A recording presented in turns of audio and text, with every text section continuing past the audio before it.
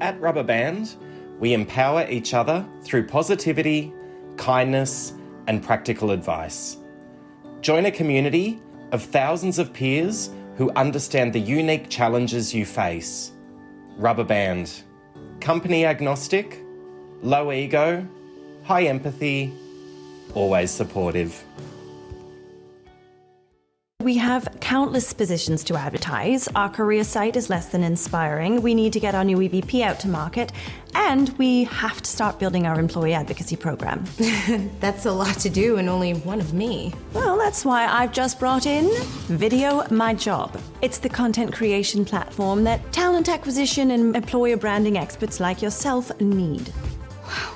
Tell your story with video. Attract talent and get better hires with Video My Job. Welcome, listeners, to today's episode of the Rubber Band podcast, where I am joined by guest Jade Melia. Now, before we begin, I would like to acknowledge the traditional custodians of the land that I live and work on, the Wadawurrung and Dja people. I recognise their continuing connection to the land and waterways. I pay my respects to their elders past, present and emerging, and I would like to extend this to all Aboriginal and Torres Strait Islander people. Welcome to the Rubber Band podcast, Jade Melia. How you doing? I'm good. Thank you so much for having me.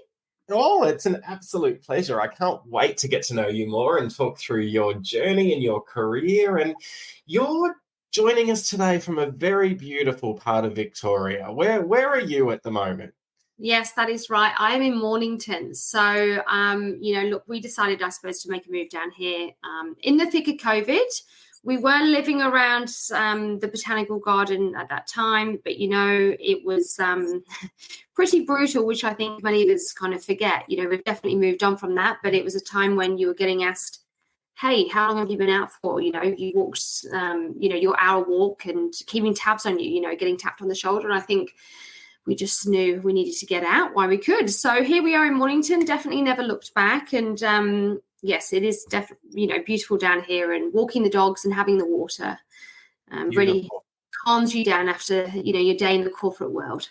I completely relate. And I think there's so many of us now in Victoria particularly. We all went regional during that kind of middle to end of COVID. I'm in Ballarat, you're in Mornington. I'm interviewing people and we're all over the place, right? Yes. And I think that's great, It is great. Yeah, the landscape changed, and COVID. Everyone says, I think the one good thing is that it's given us this opportunity to be able to, have that flexibility piece, and we can still connect with each other. So we're still able to do this. We don't need to try and coordinate when are you in the city, when we need to see each other. It's technology is always evolving, and there's always a way to stay connected with people. So exactly. I do love that. Exactly. And so many online communities and groups that we can continue to network. I think one of the things I was a little bit worried about, even though we're in COVID, was moving to the regions and being isolated from industry. But you make it work, right? You do. You make it work. Whether it's your clients or whether it's the company you're working for, or like I said, industry, we find a way. Yeah. Well, now, you have an accent, Jade, so I'm assuming you weren't born and bred in Mornington, so why don't you... Really? Yeah, okay. Yes. Tell me about that. Where did you grow up? Yes, I will. So I moved over to Melbourne, I think it was probably 14 years now. And gosh, I really don't know where that time has gone, honestly. But, I originally came over here on my own, moved to Melbourne, plonked myself out in the eastern suburbs. And I think that's because I didn't want to be living in St Kilda and being a backpacker, well, a traditional backpacker. I knew I wanted to start a life here. And, I was on my working holiday visa, kind of working, in those different jobs that are a bit more fun and kind of less pressure on myself, and making friends and building communities. And then I suppose what happened was I was working a role actually through a recruitment company, and that particular job, you weren't allowed to talk in your shift that you were doing, right? So it's I had one too. Very, very similar. Was that your first recruitment role? It was through the recruitment company. They put me with a client, and in that role, I wasn't allowed to talk for 6 hours, and it was driving me nuts. And I'm like, this is just killing my soul, every day when I'd leave my shift. And so essentially what I did after one of the shifts, I walked straight back to the recruitment company because they were just down the road.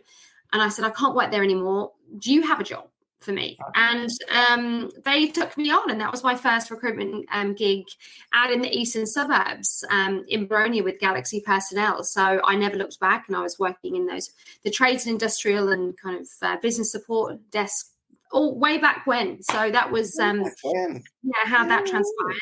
And 14 years later, here I am. 14 years later. Well, let's go back a little bit before we get to your recruitment career. So growing up in the UK, what kind of person was Jade, during your teenage years, and what did you aspire to be during those days? Like, I'm assuming you probably didn't think at the age of sort of 15, 16 that I'm going to be a recruitment consultant. None of us did, right? Like, tell me about you back then. Oh, it's so funny because, when you say that sentence, I've said that to people so many times. I'm not growing up thinking, I want to be a recruiter when I'm older. Right. So, yeah, you're so right. I mean, look, I think I always had that knack for, kind of closing and getting to know people and networking, and I suppose the sales aspect, because I would always get in trouble as a child at school for talking too much and distracting everyone. So, look, we're really peeling off the onions here. But, I lost my mum when I was 6. I was in the foster care system, I suppose, from 6 to 16. But I was always really confident, really independent and resourceful, I would say. So, and I utilised people around me and also a lot of adults that, naturally from, in the schools and teachers and people's parents, and to really find out different things about them and work out what they do with the job. And I was always really interested to find out more because I wanted to learn and understand that landscape of independence. And I saw working as giving you that independence to be able to create a life for yourself. So, I would say, I wasn't the best at school. I was always getting in trouble a little bit, but I think that's because I wanted to get myself out and about. And of course, I'd had a bit of trauma, as a child, and had gone through that transition as well. So I think I was just wanting to escape and, create my own narrative of my own life. And that's, really what led me to probably leaving the country and, when I was an adult and, able to do so. But I think when I was young, I went through definitely those ups and downs like, most teenagers do. And I had to grow up quite quickly, right? So, I was probably a bit cheeky and, a little bit naughty. And but I worked at a young age. I had a job when I was 14 when I was still at school, I was pot washing, and I was never afraid of hard work and, washing the dishes in the back of the restaurants and just any opportunity to try and make money and get a job. So I was always wanting to do that. And it's that drive. And thank you for sharing your story, because I think that is really inspirational. And, I think a lot of us that have had some trauma in, our childhood or our teenage years and, being fiercely independent. I know myself, I couldn't wait to leave, where I grew up as a queer teenager. It was, I was bullied and all of that, right? So, I had quite a difficult teenage years. And, I always saw work as being the way to escape and to get into the big city and to find people like myself. And, I can really relate to your story. And I'm in the mum club as well. Unfortunately, I lost my mum as well. So, it is something that, you never let it go, right? It stays with you. Now, you came to Australia. What was it that drew you to Australia and to Melbourne? Like, why did you choose to come here? And tell me about that journey. It's that's a hard one, because that's a question that definitely people do ask when they, where are you from? Why did you come to Melbourne? There was no really strategic kind of plan around it, right? But something was just naturally drawing me to Melbourne. I just thought, I don't want to go to Sydney. It's so cliche. Everyone gets sorry, Sydney listeners. I know. I just don't want to be the backpacker traveller cliche in Sydney. I don't want to do that. I really want to, change my life and move and be serious about it. I've got a bit of a rubber arm. I definitely get influenced quite easily. I can never let go of the day. I always want to have a bit of fun. And I knew that I needed a bit of structure. And that's why when I came to Melbourne, I also moved myself out into, the suburbs. So I wasn't in the city and around all of that. But yeah, it wasn't strategic, though. It was something that was drawing me to it. I think I liked the fact that people would always say, oh, Melbourne's still got seasons, and I liked the idea of that. And maybe I felt like, oh, I'd be, home away from home. But it's just, I was really drawn to it. And honestly, I've never looked back. I definitely feel that it was where I was always meant to be. So I've loved every minute of Melbourne, honestly. Fabulous. And I've got a British partner. He's Scottish, and we've been together 20 years. And he says the same thing about Victoria. It's like it's the seasons. We've lived in Sydney briefly, and I grew up in Sydney. But it is right. I mean, sometimes we get every season in half an hour. That's not ideal, but it's fabulous. Now, you talked about when you were in that horrible role where you weren't allowed to speak for 6 hours a day. And you went into the recruitment agency, and that conversation came about you becoming a recruiter. What was it that made you think, hey, recruitment might be something for me? I might give this a shot. What was it that drew you to it? I mean, like busyness, like something varied, like to speak to people, always talking everyone's head off and trying to find out more, literally stepping out of a job where I can't talk, crossing the road, going into the recruitment company. I'm like, this is a no-brainer, right? It just clicked with me, and I absolutely loved it. And look, I was put through the paces straight off the bat in that company. We offered a 24/7 service, and we recruited MIG and TIG welders and maintenance fitters, right? So you'd have the likes of Cadbury's or Coca-Cola calling you at 2 a.m, and they need someone to come out and on one of their machines, and I'd have my Excel spreadsheet with my torch out and calling John to get out on site. So it definitely set me up and set the pace and the tone for, I suppose, that work in that agency recruitment world. But I just couldn't get enough of it. And like you were talking, it's your escapism, and it keeps the mind busy. And I think it's definitely something that helps me and has been a coping mechanism for years and years and years. So yes, I don't think I'd change the formula or move out of this type of role, because it does, and it still, definitely has helped me. And blue collar and volume to start with, right? Like, what was it like hitting the tools? Like, yeah, it was nuts, honestly. I mean, that we also, as part of that particular agency, we had like a factory attached to the actual office, and the guys would come to the site, and I have to test them on their MIG and TIG welding while they're on the welding machine, and I've got my my PPE on, and I'm thinking, I know nothing. I'm going, 7.5 out of 10. I'm just blagging it. And it was a lot of fun, and I used to have to take out the overalls out on site, to the different companies, and that was always a bit of fun. But it really, I was thrown in the deep end, but it was the best time of my life, and I really enjoyed that role. And look, then I also got to kind of get into that business support space as well, with more white collar. So it calmed down a little bit, but no, I loved it. Yes, it was. Talk me through that. Talk me through your recruitment career from starting in blue collar and then moving into professional support. Talk me through the years that have followed. Yeah, I will. So obviously, look, Galaxy Personnel, the trades and industrial side, and then of course, look, we did a lot in that medical space, right? So they would need a lot of the business support, across those hospitals and for those practices, those surgeons. And that's where I, really kind of opened up and started it across that white collar piece. And then I, also transitioned working within the built environment. So, looking at recruiting, anything from, EAs, operations, or kind of HR remit. So just from a support perspective. So that's been a journey, and that was really busy, and obviously a new vertical, right? So a lot of things that I would need to throw myself into there was going to all the events and, the breakfast and, those conferences to really learn that space and to be known. And I think especially in that male-dominated environment, as a female, you need to throw yourself in as well, because that's a new challenge. They need to take you seriously, and you need to sound like or come across like you know what you're talking about in that space. So what projects are going on, what developments are going on, really embed yourself in it. And then my last 3 years I was with Michael Page, running the business support and HR desk too. And I've just enjoyed some gardening leave because I finished up with Michael Page in March after a fabulous 3 years. And I've just started my new role, actually. So I'm 4 weeks in. So I'm in the thick of it now.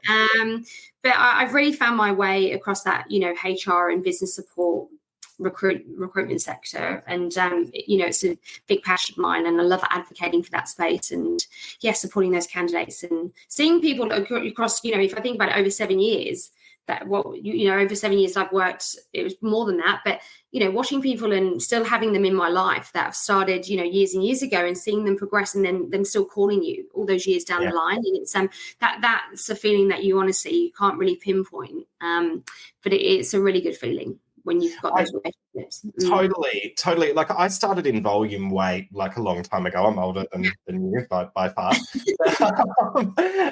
But like I see some of the candidates that I placed in those early days in executive roles now. And I think that's the most rewarding part of my career, that we've kept in touch and I've watched their journey and I look and go, do you know what? I was there at the very start when they were starting their role in a call centre.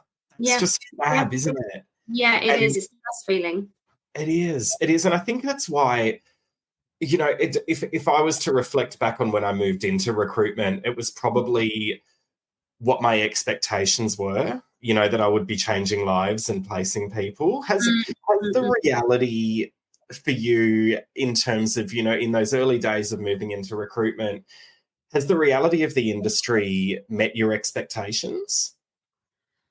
It has. I mean, as we know, we're dealing with humans day in, day out, right? So also I feel like I need to meet their expectations. So, I definitely feel like I carry some of that weight because I feel, a big sense of responsibility. I've also got a, big fear of failure and I never want to let anyone down. And I definitely don't know how to set boundaries and can't ever switch off or kind of not reply to things. But, I had a few false starts. I definitely dabble in a couple of sectors that are not on my LinkedIn or CV, but I'm happy to always have a bit of it, kind of giggle about. But I found my feet, in the space that I'm doing. But it's an ever-evolving landscape, right, recruitment. And I think if you care enough and you dig into what, also the different trends are across the full life cycle of recruiting, and you're always going to be constantly learning, and you can really become a trusted partner, for amazing brands and businesses and also the candidates that you go on that journey with them. It was just today I had a phone call with someone that I've known for 8 years, and it's, you're reconnecting and having a chat and, so for me, the expectations have been met and beyond.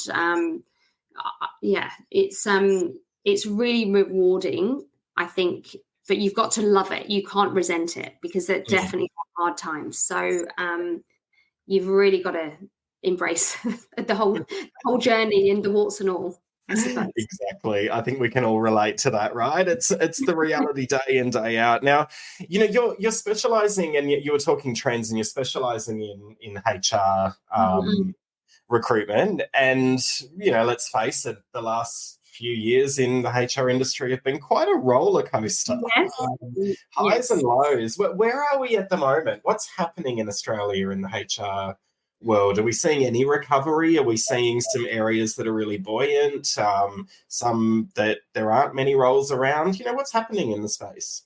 I think you'd have to be living under a rock if we didn't see that we had a good 18 months to 2 year splurge of talent acquisition roles that were just going nuts for that time. So that was, really busy, and everyone was just throwing themselves at those opportunities. We, of course, in the agency world, lost a lot of consultants to, internal talent roles because everyone was just screaming out for support. So that was, of course, booming.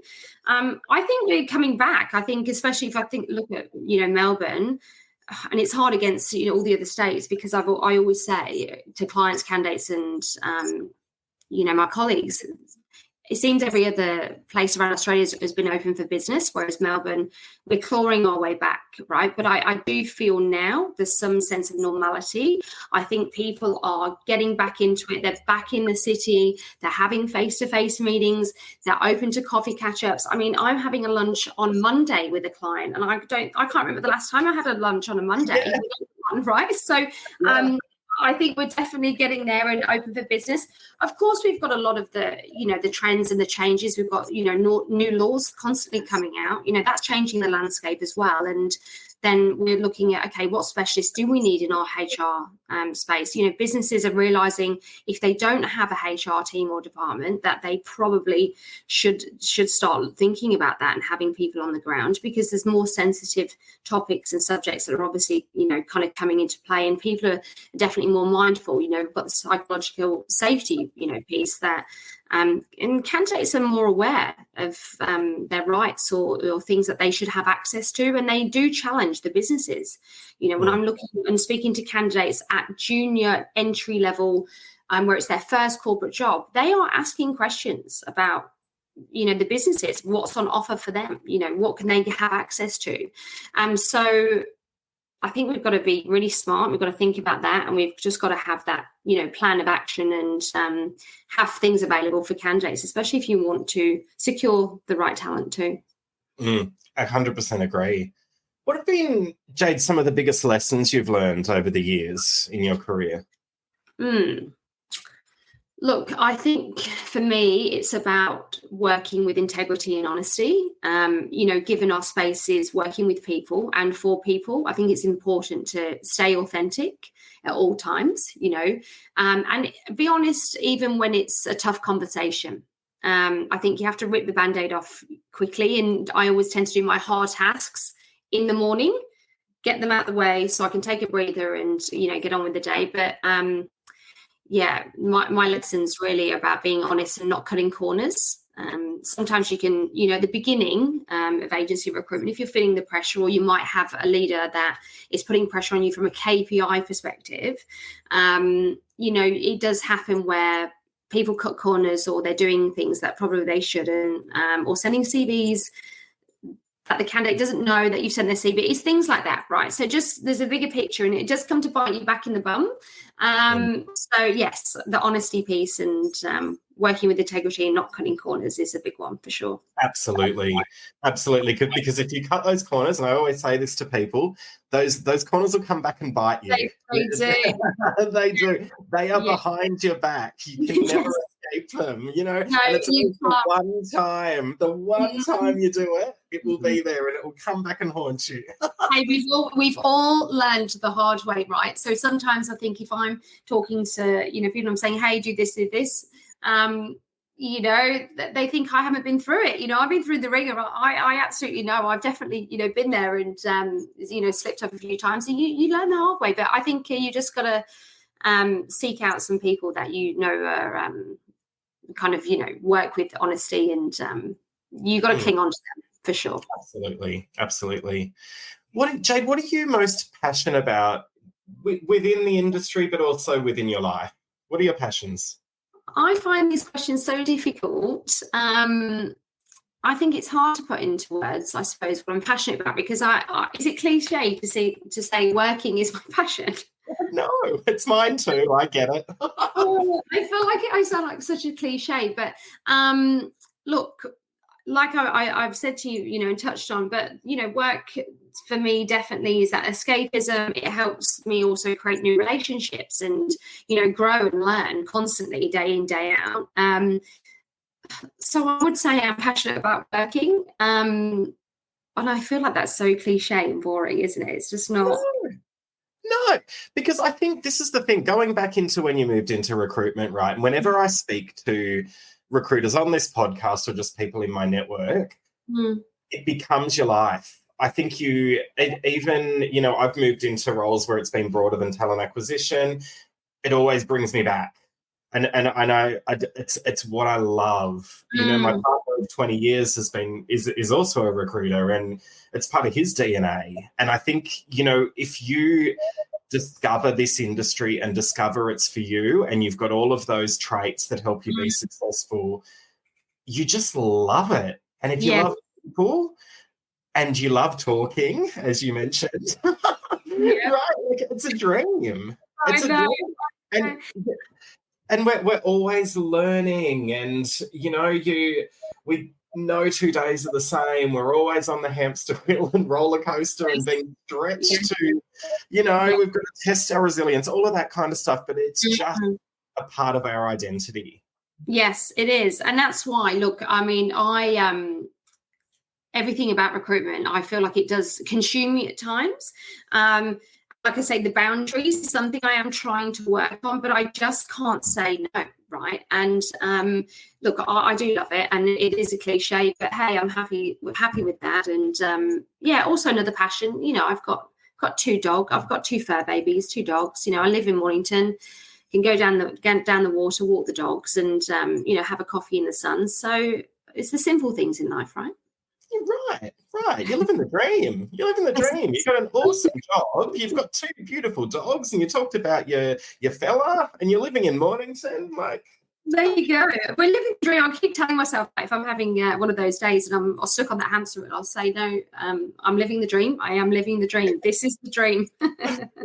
Right. Excellent. Well, speaking of your current role that you've just started, which, again, congratulations. It's really exciting to hear. So tell me about, the kind of roles you're specialising in, the agency you're working for, the type of people you would like to speak to. Talk us through that, what's happening in your world at the moment. Will do. So I think I'm 4 weeks into my new role, Associate Director with Reid. So recruiting across that HR business support remit, both temp and perm solutions, right? So what I love and know and what I'm passionate about and been doing for many years. Reid, they specialise across that insurance and business support space. And obviously they work perm, fixed term and temp as well. I suppose one thing that we pride ourselves on is that we've got a 30-minute turnaround for temporary solutions for clients. So that's something that I also love because I'm a big advocate of, being solutions focused and helping with, that kind of gap that, someone needs. So I'm really passionate about that. And look, we've also just merged with a group called Profusion. Have you heard of Profusion? Absolutely. Yeah. I'm an ex-insurance recruiter, so I know you very well. And I do need to do a shout out. So we didn't talk about this earlier, but I will do a shout out to the Reid team because I used to compete against you frequently when I was an insurance recruiter back in 2012. So there we go. Is amazing. We're all just connecting now. This is awesome. I mean, look, they when I went up to Sydney my first week, and I really got to embed myself in the team because essentially, look, I'm the first one on the ground for Reid in Melbourne to represent that. So, I'm excited to be the first person in this remit and, grow the presence for Victoria and be here for the clients and candidates. But, I'm super impressed. They're in the office with the Profusion team too, and all, super polished. Experts across their space and what they do. And, for me, really exciting to be in a business and with leaders that are, still on the tools, and working with clients and servicing those clients and having strategic meetings. I think that's what I was really craving. And why, ultimately I've, obviously was looking for a new role. And I feel like I've been there for years. And I think that's a good feeling.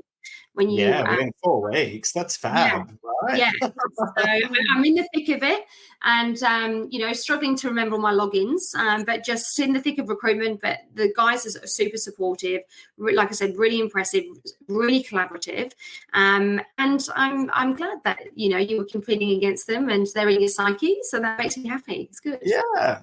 And, Profusion were, back when I was internal in insurance, they were an agency that I partnered with. So I know both brands really well. So awesome. Good choice, Jade. I was going to say, so I've made a good choice. Well, that is, look, I'm having a good time so far. So really excited to what's going to come and grow that presence and, kind of combine and collaborate those two brands. So, they've been epic.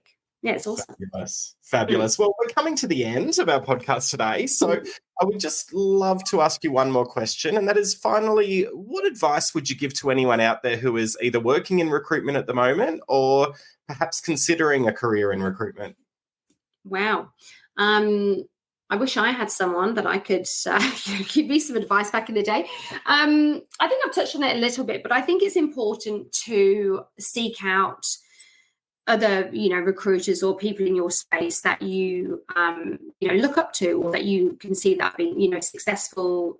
They're running with a strong formula, and find out what they're doing day in, day out.